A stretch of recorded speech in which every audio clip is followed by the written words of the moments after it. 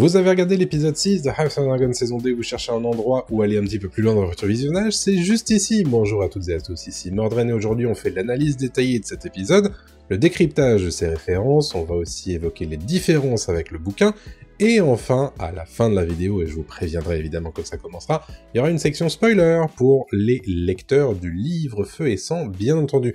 Il y a beaucoup de choses à dire, alors c'est parti. Après un épisode 5 qui mettait en place la transition de pouvoir vers Aemond en tant que régent après la terrible blessure d'Aegon, voici un épisode 6 qui nous montre exactement ce que c'est qu'une régence sous Aemond, un jeune homme déterminé à régner sans partage et le plus longtemps possible. Maintenant qu'Aemond a obtenu les pleins pouvoirs en tant que prince régent, il compte bien les utiliser et le conseil restreint prend donc une tournure de briefing vertical plutôt que de réunion. Ici c'est Aemond qui dirige et les autres, même s'ils ne sont pas d'accord, vont s'exécuter. C'est ainsi que Tywin Lannister se voit ordonné d'aller négocier une alliance avec la Triarchie, je reviendrai d'ailleurs sur les Lannister et la Triarchie dans la partie décryptage tout à l'heure.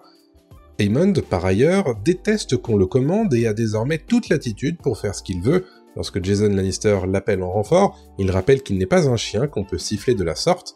Jason Lannister attendra donc. De même, l'armée de Criston Cole a beau être diminuée, elle est envoyée vers Harrenhal pour combattre Daemon. Et que dire d'Alicent qui semble désormais avoir fait son temps, à tel point qu'Aemond la renvoie tout simplement du conseil, merci et au revoir. On a en tout cas l'impression qu'Aemond nage comme un poisson dans l'eau, à tel point qu'il fait preuve d'une confiance en lui assez remarquable lorsqu'il se dit prêt à affronter son oncle Daemon. En tout cas, Aemond compte bien garder le pouvoir, comme on le comprend dans cette scène où il menace ouvertement son frère Aegon. Ici, c'est très clair qu'il menace Aegon de le tuer s'il ose dire quoi que ce soit à propos de ce qui s'est vraiment passé au-dessus de Repos des Freux. Si Aegon fait croire qu'il ne se souvient pas, personne n'est dupe et surtout pas Larys Fort, le maître des chuchoteurs, dans une rare scène où il se confie, lui explique qui il est vraiment. Larys explique que désormais, Aegon sera comme lui, un handicapé, et devra faire face à la pitié des autres, mais que son plus grand avantage sera qu'on le sous-estimera. Et lorsqu'Aegon lui demande de l'aider, on voit bien qu'il craint pour sa vie. Reste désormais à savoir ce que Larys et Aegon vont mijoter par la suite. En tout cas, on voit à Port-Réal, King's Landing, qu'Alicent est plus isolée que jamais. La reine douairière fait même l'objet d'une proposition de mariage pour renforcer une alliance. Alicent est progressivement déchue de son rang de conseillère du roi, elle redevient monnaie d'échange même si elle refuse ce mariage, mais elle est aussi renvoyée du conseil restreint. Et pendant ce temps, la ville de Port-Réal se transforme petit à petit en une véritable poudrière. C'est au travers d'Ulf et Hugh que l'on voit à nouveau à quel point le petit peuple souffre. D'ailleurs, c'est ce même petit peuple qui donne son titre à l'épisode, Small Folk. Un petit peuple qui aura sa carte à jouer dans cet épisode 6, mais aussi dans la danse des dragons. Ulf nous explique qu'il n'y a que du poisson à manger à Port-Réal pour le peuple, tandis que les nobles se gavent de viande et que les dragons mangent les moutons. La grogne monte chez les habitants de Port-Réal et c'est précisément ce dont Mysaria veut profiter pour Rhaenyra. Elle fait donc livrer façon Uber Eats des vivres par la baie de la Nera sur les rivages de Port-Réal. Les bannières noires et rouges de Rhaenyra envahissent soudain la capitale, pourtant détenue par les Verts. Et c'est là qu'un véritable changement s'opère dans la population. Mysaria profite de l'instabilité ambiante pour donner au peuple la tentation de se rebeller, et c'est précisément ce qui va se passer lorsque Helaena et Alicent vont prier au septuaire. On compare Alicent à une reine des poissons, référence au fait que le peuple n'a le droit de se nourrir que de poissons, comme Ulf le disait bien, et surtout, on va s'attaquer directement à elle en lui jetant un poisson à la figure. C'est un nouveau coup dur pour la reine douairière qui est non seulement menacée dans son propre camp, mais qui en plus a perdu l'assentiment du petit peuple. En d'autres termes, tout le monde lui tourne le dos désormais, à tel point que le peuple commencera à hurler des vivats en faveur de Rhaenyra. On peut aussi voir toute l'inexpérience des gardes royaux nommés par Aegon lorsque l'un d'eux tranche le bras d'un homme qui retenait Alicent par le bras. Sans ce coup de sang, la rencontre aurait pu être moins sanglante et il n'aurait sans doute pas perdu la vie roué de coups par le peuple. La violence appelant la violence, le peuple réplique au centuple et flanque une sacrée frayeur à Helaena et Alicent dont on voit l'avant-bras blessé exactement au même endroit où elle avait entaillé Rhaenyra lors de leur fâcheuse dispute dans la saison 1. Passons à Père Dragon, Dragonstone, avec un premier test, comme qui dirait peu concluant pour revendiquer un dragon. Rhaenyra explique à Stephen Sombrelin, Stephen Darklyn, qu'il a des chances de pouvoir remporter les faveurs de Fumée des Mers, ou Sea Smoke en anglais, mais que ça reste dangereux. Notez que Bartimos Celtigar n'est pas du tout fan de l'idée, mais Sombrelin, lui, est flatté, car il considère les dragons comme des dieux. Encore une nouvelle référence, après l'épisode 5, au fait qu'on met les dieux et les dragons sur un pied d'égalité. Ici, Rhaenyra fait donc un acte de foi, comme l'explique Emma Darcy dans le making-of. Elle choisit de croire que c'est possible, et joue son va-tout malgré tous les périls qu'une telle tentative peut représenter. On peut remarquer que les gardes-dragons chantent la même chanson que Daemon chantait à Vermithor à la fin de la saison 1, sans doute une chanson valérienne qui attire les dragons à eux et les apaise. Je note aussi que Stephen Sombrelin lui dit quelques ordres en valérien, mais dit son nom en anglais, et non en valérien comme les gardes-dragons. Une preuve qu'il est loin d'être un Targaryen né, et qu'il n'a pas non plus toutes les coutumes du dragonnier, et voilà donc Stephen Sombrelin qui brûle façon merguez, un peu trop cuite au barbecue, et Rhaenyra se remet à douter d'elle. Mais elle ne supporte plus que ses partisans doutent d'elle, notez comme elle gifle le seigneur Celtigar, et comme elle reproche à son fils Jaehaerys de toujours en appeler à Daemon. Dans ce contexte, c'est chez Mysaria qu'elle trouve le réconfort d'une femme qui la soutient comme Rhaenys l'avait fait à l'époque. Mysaria lui confie par ailleurs la vérité sur son passé, mais aussi sa foi en Rhaenyra en tant que reine. Les deux femmes font donc acte de foi dans cet épisode, l'une en croyant en l'ancienne magie des dragons et de Valyria, l'autre en plaçant sa foi dans une souveraine qu'elle voit régner correctement sur les 7 couronnes. Et quelque part, il est presque logique de les voir se rapprocher de la sorte à la fin de l'épisode, avant d'être ramenés à la réalité. Fumée des Mers a décidé de revendiquer lui-même son dragonnier. Les personnages ne le savent pas encore, mais les spectateurs sans doute, il s'agit d'Adan Karen, qu'on nous confirme enfin comme étant un bâtard de Corlys Velaryon. C'est à Karen, justement, qu'est officialisé pour tous les spectateurs qu'Aline et Adan sont les fils bâtards de Corlys, déjà parce que Aline, on le comprend, rase très régulièrement son crâne pour cacher ses cheveux blancs, comme ceux de son père, ensuite parce qu'Adan nous explique qu'il aimerait être légitimé et perdre la souillure de la bâtardise.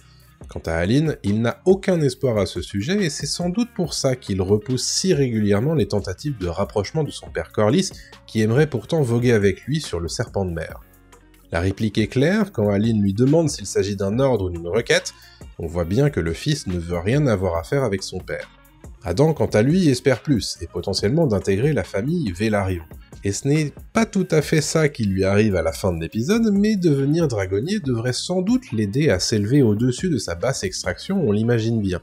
Notez d'ailleurs que Fumée des Mers renverse un peu l'ordre qu'on imaginait établi, ce n'est pas le dragonnier qui choisit sa monture, mais le dragon qui choisit son cavalier. Avant de poursuivre dans notre analyse, on s'arrête un petit peu pour rappeler que c'est toujours hyper important de laisser un like, un commentaire, un abonnement et une petite cloche pour ne rien rater des futures vidéos sur House of Dragon et sur plein d'autres choses évidemment. Abonnez-vous, c'est hyper important et puis ça fait toujours super plaisir. Vous pouvez aussi me rejoindre sur les différents réseaux sociaux ainsi que sur ma page Discord où vous retrouverez déjà plus de 120 fans de House of Dragon et de Game of Thrones pour discuter tout comme vous voulez, ça me fera évidemment plaisir de vous y accueillir. Vous pouvez aussi me donner quelques deniers sur ma page Ko-fi, KissKissBankBank ou rejoindre la chaîne YouTube pour accéder directement à des exclusivités et avoir accès aux vidéos une fois qu'elles sont finalisées, dès qu'elles sont finalisées, sans attendre la sortie de la vidéo. Allez, c'est parti pour le reste de la vidéo. Corlys nous explique à nouveau que Rhaena a déjà tenté de se lier au dragon de Père Dragon, mais que ceux-ci n'ont pas voulu d'elle. Et c'est justement elle qui découvre des traces du passage d'un dragon dans le Val, près des Airiers, en se baladant avec Joffrey Velaryon. Elle trouve des restes carbonisés de moutons, un dragon sauvage qui chasse le bétail pour se nourrir, nous explique ensuite Jaina Arryn. Son nom n'est pas encore prononcé, mais les lecteurs ont sans doute compris de qui il s'agit, j'en parle dans la section spoiler à la fin de la vidéo. En tout cas, l'intérêt de Rhaena est désormais piqué, mais Jaina Arryn la rappelle à sa tâche. Le prince Regio, celui-là même qui avait accueilli Daemon, Laena et ses 2 filles à Pentos, les attend, elle, Viserys et Aegon le Jeune, de l'autre côté du détroit. C'est sur le navire nommé le Fol Abandon qu'ils parcourront le bras de mer. Enfin, les visions de Daemon à Harrenhal se poursuivent, et il faut dire qu'effectivement ça commence à faire un petit peu long de ce côté de cette intrigue, je suis d'accord. Mais bon, au moins cet épisode 6 nous donne le plaisir de retrouver le temps de quelques secondes ce bon Paddy Considine dans le rôle de Viserys, sans doute le meilleur personnage de la saison 1. Ici, il est frappant de voir que c'est la scène de l'exil de Daemon à la fin de l'épisode 1 de la saison 1 qui est rejouée dans la première vision. On fait référence à l'héritier d'un jour, le jeune Balon, qui est décédé après sa naissance et la mort de sa mère Aemma Arryn. On voit ensuite Viserys pleurer son fils et sa femme, mais c'est surtout ce que dit Daemon qui m'a marqué. Lorsqu'il semble comprendre ses erreurs, quand il dit que son frère avait besoin de lui et qu'il est là désormais, j'ai le sentiment qu'une page se tourne, peut-être pour Daemon, et qu'on voit enfin le bout du tunnel de ses visions cauchemardesques. La relation entre Alice et Daemon se montre également étoffée et on voit bien que désormais c'est Alice qui est en position de force, alors qu'il va pour quitter Harrenhal à dos de dragon, ce sont ses paroles à elle qui le maintiennent à terre. Et elle n'y va pas de main morte non plus puisqu'elle lui dit un peu ses quatre vérités en lui rappelant qu'il a tendance à fuir à la moindre difficulté. Daemon répète à nouveau que Rhaenyra se fichait de devenir reine ou non, contrairement à lui, mais c'est un point commun qu'elle partage avec son père, Viserys, qui selon Alicent, dans la saison 1, aurait été très heureux sans le trône de fer. Selon Alice, la couronne est un fardeau, pas un plan de carrière. Cela étant, elle décide d'agir pour aider Daemon puisqu'il est implicite que c'est elle qui a provoqué la mort du seigneur Grover Tully en allant tenter de le soigner. Elle décide donc sciemment de servir à Daemon ce qu'il veut sur un plateau d'argent. Et micro-détail, notez qu'une chouette hulotte se pose sur le bras d'Alice Rivers à la fin de cette discussion. Elle expliquait dans un épisode précédent qu'elle était pourtant une chouette effraie. Alors je sais pas si c'est une erreur de la production ou si c'était fait exprès, mais je voulais le noter quand même. Allez, il y a plein de références dans cet épisode 6 de House of Dragon saison 2, donc je vous propose de les décrypter en détail. C'est parti. Le premier endroit que l'on visite dans cet épisode 6 de House of Dragon s'appelle la Dent Dorée, ou la Golden Tooth en anglais. Il s'agit d'une place forte qui est le siège de la maison Lefford, dans les terres de l'Ouest dont les suzerains sont les Lannister. C'est le château sous contrôle Lannister le plus proche du conflant, il est situé au sud-ouest de Vivzeg ou Riverrun, le siège des Tully, suzerains du conflant. Cette première scène nous donne l'occasion de retrouver le personnage de Jason Lannister, qu'on avait déjà vu faire des avances à une plus jeune Rhaenyra durant la saison 1.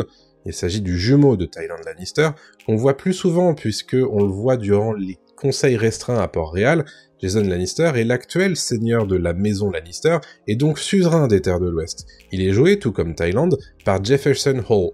Et pour l'anecdote, sachez que Jefferson Hall joue aussi dans Game of Thrones, il joue Sir Hugh dans 2 épisodes de la série originelle, il est tué par Gregor Clegane lors du tournoi de la main durant la saison 1 de Game of Thrones. Jason Lannister fait référence à la rue Furk, ou Red Fork, qui n'est autre qu'un fleuve qui se jette dans le Trident et forme, avec la Vert Furk et la Bleu Furk, la forme si particulière de cette région qui ressemble effectivement à un trident découpé par ces 3 rivières. Ici, Jason Lannister explique avec assurance que son armée va donner à la rue Furk une véritable couleur rouge en la baignant du sang des riverains. Notez que la couleur rouge qui donne son nom à la rue Furk fait en réalité référence à la boue et à la bourbe qui lui donnent cette apparence rougeâtre. Jason Lannister nous prévient cependant qu'une bataille pourrait prochainement avoir lieu autour de cette rivière, mais pas tant qu'Aemond ne rejoint pas son armée pour la protéger à l'aide de Vhagar. Notez par ailleurs la présence de lions en cage que l'armée Lannister semble emmener avec elle. Je ne suis pas certain que ce soit présent dans les livres, mais c'est cool cependant. Je serais curieux de savoir s'ils s'en servent durant les batailles ou non.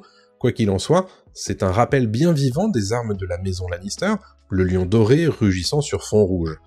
Vous avez également reconnu les notes qui entonnent le thème des pluies de Castamere, Rains of Castamere en anglais, une chanson particulièrement connue des fans de Game of Thrones. Sachez cependant que dans l'univers du Trône de Fer, la chanson des pluies de Castamere en elle-même n'est inventée que bien plus tard, lorsque le seigneur Tywin détruit la maison Rain.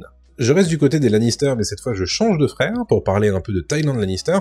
En effet, Aemon lui ordonne d'aller contracter une alliance avec la triarchie, et vu qu'on ne l'avait plus trop mentionné depuis la saison 1, c'est peut-être le moment de rappeler ce qu'est la triarchie.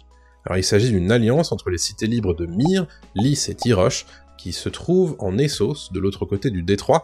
Habituellement, ces 3 cités ne s'entendent pas vraiment, mais on est précisément dans une période de l'histoire où elles ont formé une alliance qui est gouvernée par un grand conseil d'oligarques. Durant la saison 1, les pirates de la Triarchie menaient la vie dure à Corlys Velaryon dans une guérilla menée par le gaveur de crabes dans les Degrés de Pierre. Si Aemond souhaite une alliance avec la Triarchie, bien que temporaire, c'est surtout pour leur flotte, car les Velaryon sont à l'heure actuelle inarrêtables par les Verts sur les mers. Et les flottes Lannister et Hightower sont à des mois de Port-Réal, car elles doivent faire tout le tour du continent de Westeros par le sud. De même, il a été fait plusieurs fois référence aux Greyjoy durant la saison 2, les Verts tentent une alliance avec les Greyjoy qui sont menés à cette époque par Dalton Greyjoy, ou comme l'appelle Jasper Wilde dans cet épisode 6, le Kraken rouge. Mais pour l'heure, les marins des îles de fer n'ont pas l'air décidés à combattre ni d'un côté ni de l'autre. Du côté de la mer, la guerre n'avance pas trop donc, en revanche, pour ce qui est des forces armées, les déplacements sont clairs. On a donc l'armée Lannister qui est stationnée à la Dent Dorée, dans l'attente du soutien aérien d'Aemon et de Vhagar, et on a aussi Lost de Criston Cole et de Gwaine Hightower qui reprend la route depuis Port-Réal vers Harrenhal. L'objectif du régent, Aemond, est donc de prendre le conflant en tenaille et de forcer les riverains à combattre sur deux fronts. À l'ouest face aux Lannister, et au sud face aux Hightower. Tant que j'en suis à parler du conflant et de Harrenhal, c'est peut-être le moment d'évoquer la fameuse référence qu'Alice fait à Harren le Noir. Elle annonce en effet à Daemon que c'est sans doute le fantôme de Harren le Noir qui le tourmente dans le château. Si Daemon renie tout ça comme des foutaises, on peut rappeler que Harren le Noir, ou Harrenhal en anglais, régnait sur les îles de fer et sur le conflant à l'époque de la conquête de Westeros par Aegon le Conquérant, soit il y a près de 130 ans avant la Danse des Dragons. C'est lui qui a construit 40 ans durant le château de Harrenhal, et si sa forteresse était magnifique, il est tout de même connu pour sa cruauté et sa violence. Haï de ses sujets, il est responsable de la mort de nombreux prisonniers qui moururent en minant les carrières ou en construisant le château. C'est aussi lui qui a fait décimer le bois de Barral non loin du château pour servir de structure à la forteresse, choix qu'il aurait maudit, lui et son château, selon la légende. Harren le Noir est mort en 2 après conquête dans la plus haute tour du château, la tour du bûcher du roi, à laquelle on fait référence dans cet épisode 6, lors de l'incendie du château sous le feu dragon de Balerion, le dragon d'Aegon. Selon Alice, c'est depuis cette tour que l'on entendrait les pleurs de Harren qui se morfondraient sur ses propres malédictions.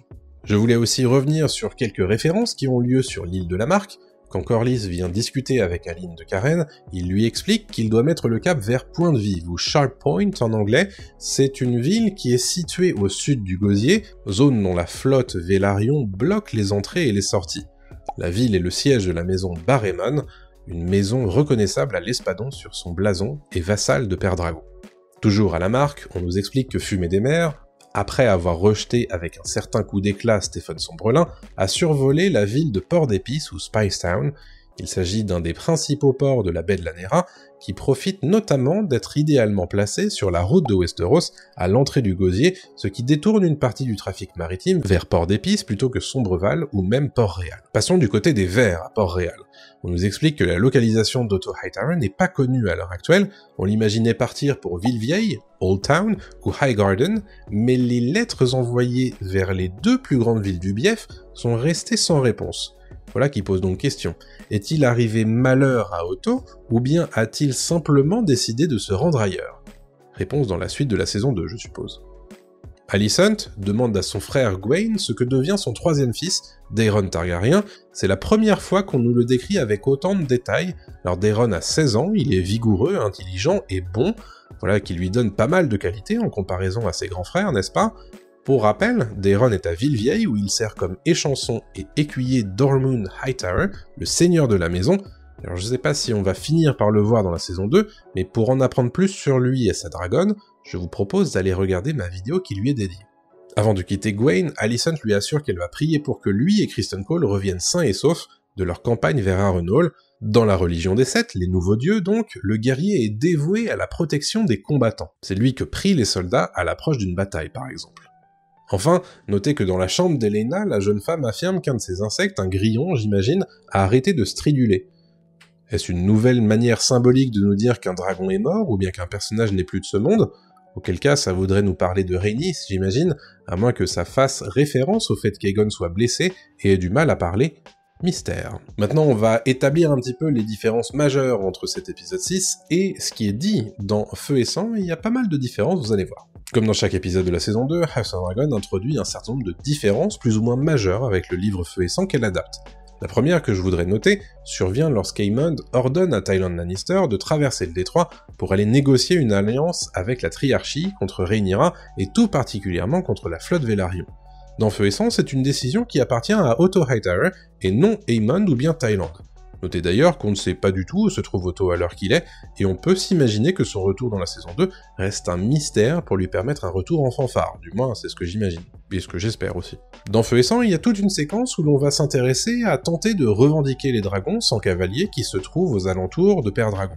Si Stéphane Sombrelin fait effectivement partie des premières pertes, on peut noter qu'il est nullement question d'une sorte de revendication inversée concernant Fumée des Mers et Adam Karen.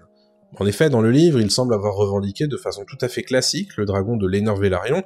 Ici, je pense que la série introduit des différences pour éviter de réitérer la même séquence de revendication de dragon de façon trop répétitive. Le fait que ce soit Fumée des Mers qui choisit son dragon rappelle aussi très nettement l'idée que les dragons ont une volonté propre et qu'ils ne sont pas de bêtes montures. Tant que je parle d'Adon Karen, parlons aussi de son frère, Aline, qui est caractérisé de façon répétée comme n'ayant aucune envie d'avoir de lien avec son père Corlys Velaryon. Sachez que c'est aussi une nouveauté introduite par la série, puisque le livre ne fait pas non plus état de dissension entre les deux frères bâtards au sujet de leur père. J'en reviens à Lord Grover Tully, dont j'avais déjà parlé dans un décryptage en début de saison. Il y a quelque chose dont la série ne parle pas du tout, c'est que dans Feu et Sang, Grover Tully est plus favorable à la succession d'Aegon plutôt qu'à celle de Rhaenyra, car il avait lui-même soutenu la succession de Viserys lors du Conseil de 101. Mais dans le livre, il est trop malade pour pouvoir agir et son entourage décide de garder une certaine neutralité et n'obéit pas à son ordre de monter les bannières vertes et dorées d'Aegon. Au contraire, ce sont les bannières Tully qui restent sur les remparts de Vizeg, à voir si c'est un choix qu'Oscar Tully, son successeur, donc dans la série et non Elmo Tully comme dans le bouquin, va faire lui aussi dans House of Dragon. Comme je l'ai relevé dans ma vidéo réaction, on a deux maîtres des chuchoteurs qui se livrent à leur souverain dans cet épisode 6. D'un côté, on a Larys, qui parle de sa naissance et de son handicap à Aegon, de l'autre on a Mysaria, qui explique d'où vient sa cicatrice au cou, mais aussi les meurtrissures de son passé. Notez que ce sont des développements inédits, car Feu et Sang n'en parle pas non plus, ce sont des ajouts que je trouve personnellement bienvenus. Les scènes sont courtes, mais on en sait désormais plus sur ces deux personnages, et c'est toujours très cool. A noter également que le baiser échangé entre Mysaria et Rhaenyra est également une invention de la série, et je trouve que ça fonctionne plutôt bien. On sent Rhaenyra très esseulée en ce moment dans la saison 2, et elle semble avoir trouvé une véritable alliée qui croit en elle dans cette deuxième partie de saison. Le fait qu'elles échangent ce moment de proximité physique mais aussi mentale est à mon sens bienvenu. D'autant plus que ça risque de créer une vraie problématique de trio amoureux avec Daemon si leur aventure se poursuit. Voilà, c'est le moment où les gens qui n'ont pas lu Feu et Sang vont nous quitter, donc n'oubliez pas évidemment le like, le commentaire, l'abonnement, la petite cloche pour ne pas rater les futurs contenus sur House of Dragon, notamment après la diffusion de cette saison 2. Ça me ferait plaisir évidemment de pouvoir compter sur vous entre les deux saisons, la saison 2 et la saison 3, bien sûr. N'oubliez pas du coup de me rejoindre sur Discord, sur mes différents réseaux sociaux, de passer sur Ko-fi, KissKissBankBank ou bien sur les membres YouTube, ça me fera évidemment super plaisir. Et maintenant, on reste entre lecteurs, puisqu'on va parler des spoilers du livre, qu'évidemment, si vous n'avez pas lu, je vous conseille évidemment, bon déjà de lire le bouquin, et de nous quitter là très bientôt. Alors, concernant les spoilers du livre, avec la confirmation prochaine qu'Adam est devenu le dragonnier de Fumée des Mers, on se dirige tout droit vers une semaison rouge qui devrait battre son plein dès l'épisode 7. Ça devrait accélérer la prise de décision d'en appeler non seulement au sang mêlé de nobles extractions, mais aussi aux bâtards. On devrait prochainement retrouver Hugh et Ulf à Père Dragon, deux personnages qui apparaissent d'ailleurs dans cet épisode 6. Et en parlant de Hugues Marteau, justement, on peut le voir se battre pour obtenir de la nourriture pour sa femme et son enfant malade. Notez que c'est en tabassant un innocent dans la rue qu'il met la main sur des vivres. Encore une fois, ça paraît comme un détail pour les non-lecteurs, mais ça montre bien aussi qui est Hugh. Pour lui, la fin justifie les moyens, et s'il faut voler ou bien faire preuve de violence pour y arriver, eh bien soit. Encore une fois, les petites touches de caractérisation de Hugh sont minutieuses et participeront à mieux comprendre sa future trahison. Du côté du Val, on fait très clairement référence à Voleur de Moutons, un dragon qui devrait se trouver aux alentours de Père Dragon, mais que les scénaristes ont préféré transférer dans la région des Airiers pour, semble-t-il, y rencontrer Rhaena. Voilà qui semble confirmer la théorie dont je vous faisais part la semaine dernière. À mon avis, on ne verra pas Horty ou Nettles dans la série, car son intrigue a été transvasée dans celle de Rhaena. Et pourquoi pas, très franchement, avait-on vraiment besoin d'un autre personnage de dragonnier, alors qu'on a déjà un personnage qu'on connaît depuis la saison 1, qui pourrait très bien faire l'affaire. Auquel cas, cependant, ça impliquerait des changements, également dans les événements majeurs à venir, car si Rhaena a un dragon de grande taille, lorsqu'elle s'en va pour Pentos, avec Viserys et Aegon le Jeune, à bord du fol abandon, on peut imaginer qu'elle pourrait faire face à la menace qu'ils vont rencontrer dans le détroit, à moins qu'elle reste finalement à Westeros et les laisse seuls, mais j'y crois moyennement. À Port-Réal, vous avez été très nombreux à noter que l'homme à qui l'on tranche l'avant-bras pourrait à terme devenir le berger qui devrait être introduit dans la saison 3 en prévision de la prise de Fausse Dragon. J'ai envie de dire pourquoi pas, ça serait effectivement une belle manière de l'introduire, ce personnage, qu'on sait manchot dans Feu et Sang. Toutefois, si on en croit le making-of de l'épisode, il s'agit d'un cascadeur et non d'un acteur que l'on voit ici. Alors je sais pas trop quelle est l'étendue de ses capacités d'acting, mais si le berger a une part importante dans la série, on peut s'imaginer qu'il ferait appel à un acteur de métier et non à un cascadeur. On verra bien d'ici la saison 3 en tout cas. Enfin, la scène partagée entre Aegon et Larys m'a beaucoup intéressé car elle semble mettre en place la future fuite d'Aegon II de Port-Réal.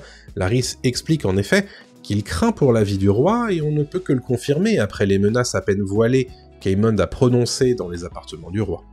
Aegon lui demande son aide et si Larys ne répond rien, on le connaît pour agir sans spécialement attendre trop de consignes. Rappelez-vous, lorsqu'il a fait incendier Harwin et Lionel Fort, sans qu'Alicent n'en ait vraiment conscience dans la saison 1. À mon avis, c'est Larys qui va orchestrer sa fuite sous peu, et on devrait revoir Aegon plus tard, lorsque les événements le rappelleront sur le devant de la scène. Voilà ce que j'avais à vous dire sur cet épisode 6 de House of Dragon saison 2. Qu'avez-vous pensé de cette vidéo? Qu'avez-vous pensé de cet épisode 6? Donnez-moi votre note entre 1 et 5 dans les commentaires, je suis toujours très curieux de vos avis sur ces épisodes de House of Dragon. On se donne rendez-vous très prochainement pour une nouvelle vidéo. D'ici là, je vous laisse avec une autre vidéo qui doit apparaître par ici. Voilà, je vous laisse faire et je vous donne rendez-vous très prochainement. D'ici là, portez-vous bien. Salut à tous.